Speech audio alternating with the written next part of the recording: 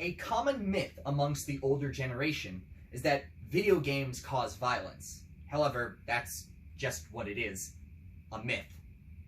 Well, I'm here to prove that myth wrong and show that it's actually beneficial to play video games. The most common myths are as follows. Video games cause violence, video games make you antisocial, and video games will rot your brain. I'm going to disprove all of these and overall try to paint video games in a better light. First on the disproving list is that video games make you violent. According to the APA, American Psychological Association, in 2003, there was found to be a well-established link between short-term aggression and violence in video games. This statement was used for the basis of video games causing violence for years. Then the APA retracted their statement in 2017 due to a new study. In this new study done by the Hanover Medical School, avid gamers were hooked up to an MRI scanner after a 4-hour gaming session and shown a series of images designed to provoke emotions. Compared to non-gamers, there was no difference in the measure of aggression between them and the avid gamers. Although short-term aggression can arise from video games, it too can arise from other everyday activities. This study proving that the long-term, they aren't affecting you in the ways that people thought they were. Second on the debunking list is that video games make you antisocial. This is just outright unproven due to the fact of the multitude of gaming communities there are online.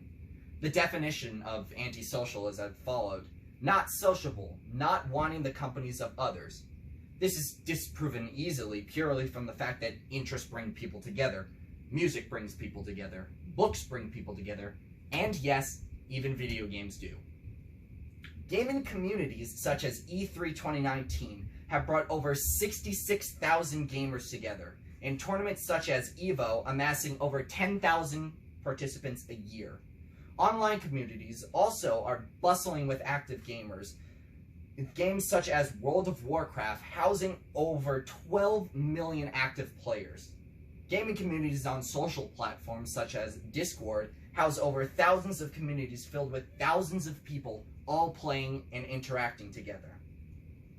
Our final point to toss in the disproving pile is that video games rot your brain, otherwise they make you less intelligent. A study by the University of London shows that people who play high-intensive video games have a higher cognitive flexibility, allowing them to make decisions faster and are more likely to learn from their mistakes and improve upon them faster. Another study done by the Columbia Mailman School of Public Health, done on children's ages 6 to 11, show that active gamers are 1.75 times more likely to show high intellectual functioning and were 1.88 times as likely to demonstrate high overall school performance compared to those who weren't avid gamers. These results also increase depending on the age and grade that the child was in. Video games aren't as bad as people tend to make them seem, as I've just told you.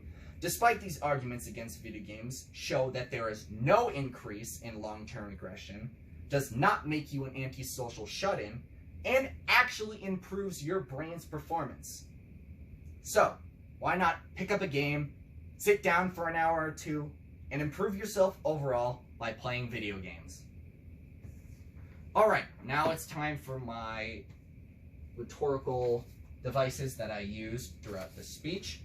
I used the repetition of everything being just a myth in the beginning. My power of 3 using that video games cause violence, they make you antisocial, and they rot your brain, which then in the end I flipped it saying that they don't do all of that.